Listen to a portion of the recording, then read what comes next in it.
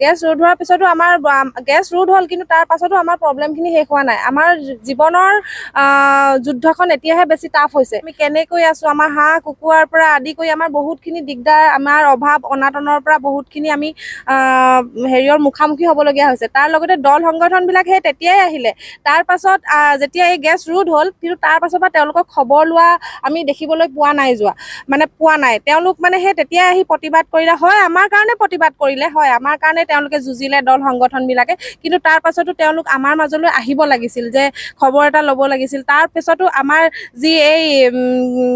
যি ৰিগৰ স্বত্বাধিকাৰী SK পেট্ৰৰ স্বত্বাধিকাৰী শ্ৰীকৃষ্ণ আগৰৱাল, তেওঁৰতো প্ৰথম দিনাখনৰ পৰাই কোনো ধৰণৰ মানে তেওঁৰ সহায় সহযোগ আমি নাপালোৱেই, আজিৰ মুহূৰ্তলৈকেও নাপালোঁ। তেওঁৰ লগত কোনো ধৰণৰ আমাৰ মানুহখিনিয়ে EDৰ লগতো কোনো ধৰণৰ কথা বতৰাৰ পৰা আদি কৰি একো নহ'লে।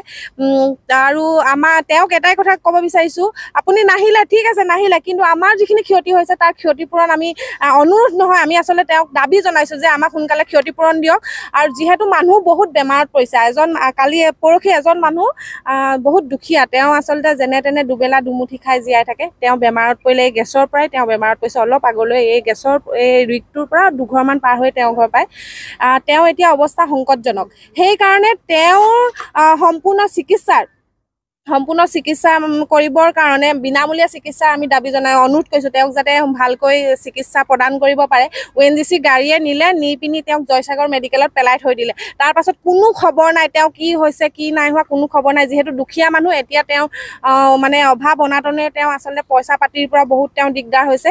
সেইকাৰণে মই অনুৰোধ জনাইছোঁ যে সেই ব্যক্তিজনক বিনামূলীয়া চিকিৎসা প্ৰদান কৰে। আৰু লগতে আমাৰ সমগ্ৰ ভটিয়াপাৰবাসীৰ লগতে বিশেষকৈ আমাৰ ভটিয়াপাৰ বাৰিচুকৰ মানুহখিনিয়ে মানে এতিয়া ঘৰলৈ ঘূৰি আহিছে, ভুক্তভোগী হ'বলগীয়া হৈছে। গৰু ছাগলীৰ পৰা আদি কৰি চবেই মানে বহুত ক্ষতি হৈছে। সেইকাৰণে সেই আমি ক্ষতিপূৰণৰ দাবী জনাইছোঁ।